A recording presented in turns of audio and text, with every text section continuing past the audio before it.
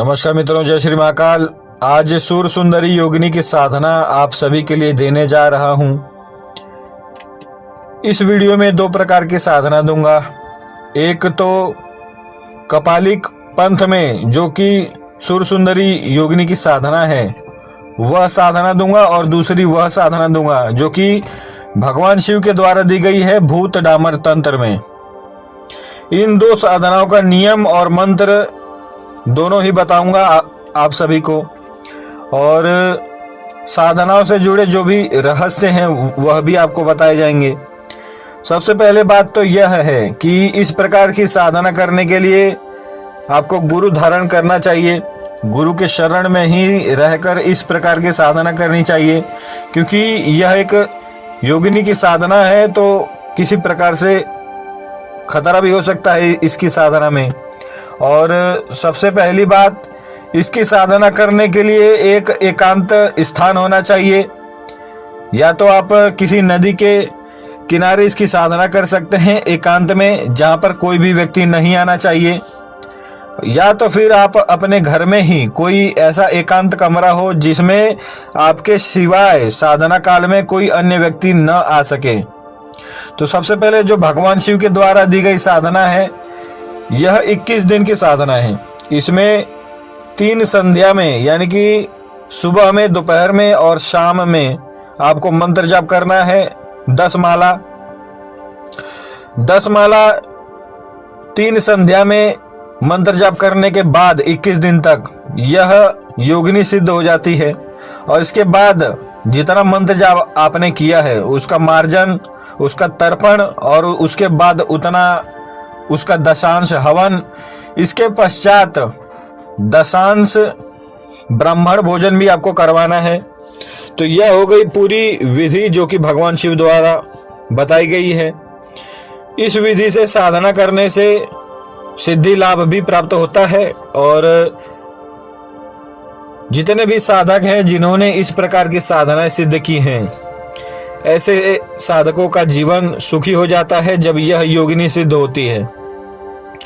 सिद्धि लाभ तो प्राप्त होता ही होता है, जीवन सुखी हो जाता है, किसी भी प्रकार की न्यूनता जीवन में नहीं रहती। किसी भी प्रकार की कमजोरी आपके जीवन में है तो वह पूर्णतः नष्ट होगी और आपको शक्ति और सामर्थ्य प्राप्त होता है। इस योगिनी की साधना से हर प्रकार से जीवन सुखी हो जाएगा। लेकिन एक बात और है कि इस प्रकार की साधनाओं में खतरा भी होता है, इसलिए किसी भी गुरु के संरक्षण में होकर ही इसकी साधना करें। अन्यथा इसकी साधना से रक्षण प्राप्त करने हेतु सर्वप्रथम आपको भैरव साधना करनी चाहिए।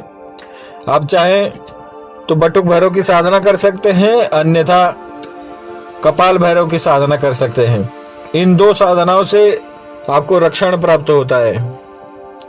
तो इस भैरव की भी साधना आपको दी जाएगी भविष्य में, लेकिन फिलहाल सूर सुंदरी योगिनी की साधना दे रहा हूं। तो यह हो गई शास्त्रीय ढंग की साधना। अब मेरे पंथ में जो इस योगिनी की साधना है वह मैं आप सभी को बताने जा रहा हूं। सबसे पहला नियम, दिगंबर होकर इसकी साधना करनी है। आप चाहें तो एकांत कमरे में कर सकते हैं, अन्यथा नदी के किनारे करें। नदी के किनारे करते हैं तो अति उत्तम है, लेकिन एकांत में इस साधना को करना है। कोई अन्य व्यक्ति आपको देखना भी नहीं चाहिए, यानी कि ऐसे स्थान पर आपको गुप्त तरीके से करना है जिससे कि कोई अन्य व्यक्ति आपको देख ना सके। और पूर्णतः दिगंबर होकर रात्रि काल की साधना है।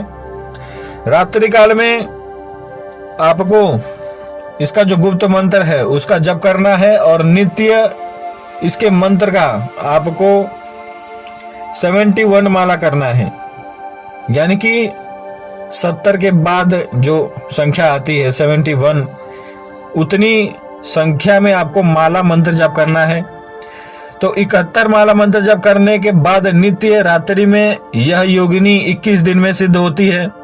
और साथ ही साथ इसकी साधना में जब भी आप इसकी साधना आरंभ करेंगे तो आपको 3 प्रकार की ईंट लेनी है। जो ईंट होती है जिससे कि घर बनाया जाता है, उस ईंट को 3 दिशा में रख देना है और ऐसे रखना है कि तीनों ईंटों के ऊपर बीच में आप एक बड़ा सा दिया रख सकें। तो दिया भी मिट्टी का होना चाहिए और सरसों के तेल का दिया आपको जलाना है और जब तक आप साधना करेंगे तब तक वह दिया जलते रहना चाहिए। इसके बाद नित्य 71 माला करना है रात्रि में। जो इसका मंत्र है, यह दोनों ही मंत्र आपको वीडियो में मिल जाएगा। नित्य 71 माला करने के बाद 21 दिन के बाद आपको केवल एक हवन करना है और वह भी मांस और मदिरा का इस्तेमाल आपको करना है उस हवन में। और जितना भी मंत्र जब आपने किया है उसका दशांश हवन करना है। इसके बाद उस नदी में ही उतर के आपको मार्जन करना है और इसका जो भी तर्पण क्रिया है वह करना है। इसके बाद आपको 11 ब्राह्मणों का भी भोजन करवाना है। यह एक कपालिक साधना है, लेकिन क्या होता है कि ब्राह्मण भोजन करवाने से आपकी साधना में जितने भी दिक्कतें आती हैं या फिर जितनी भी न्यूनताएं रह गई हैं साधना में, वह पूर्ण तरीके से नष्ट हो जाती है और भगवान शिव की पूर्णतः कृपा प्राप्त होती है। तो किसी भी साधना में भगवान शंकर की पूर्णतः कृपा प्राप्त करना बहुत ही जरूरी है, क्योंकि सिद्धि देने वाले वही हैं। और योगिनियों की साधना यदि कोई व्यक्ति करता है तो सर्वप्रथम या तो भैरव साधना कर ले या तो फिर भगवान शिव की पूर्णतः ऐसी साधना कर ले जिससे कि उसे भगवान शिव की कृपा प्राप्त हो जाए। तो यह साधनाओं का गुप्त विधान है और इन विधानों के अनुसार यदि आप चलते हैं तो आपको सिद्धि लाभ होगा। अब यदि आपको यह वीडियो पसंद आया हो तो कृपया मुझे सपोर्ट करें, इस चैनल को लाइक करें, शेयर करें, सब्सक्राइब करें। मेरा एक फेसबुक पेज भी है शिव ज्ञान साधना के नाम से, उसे भी फॉलो करें और इंस्टाग्राम को भी फॉलो करें। तो जय श्री महाकाल। इसी प्रकार के दिव्य साधनाओं को प्राप्त करने के लिए इस चैनल को लाइक करें, शेयर करें, सब्सक्राइब करें।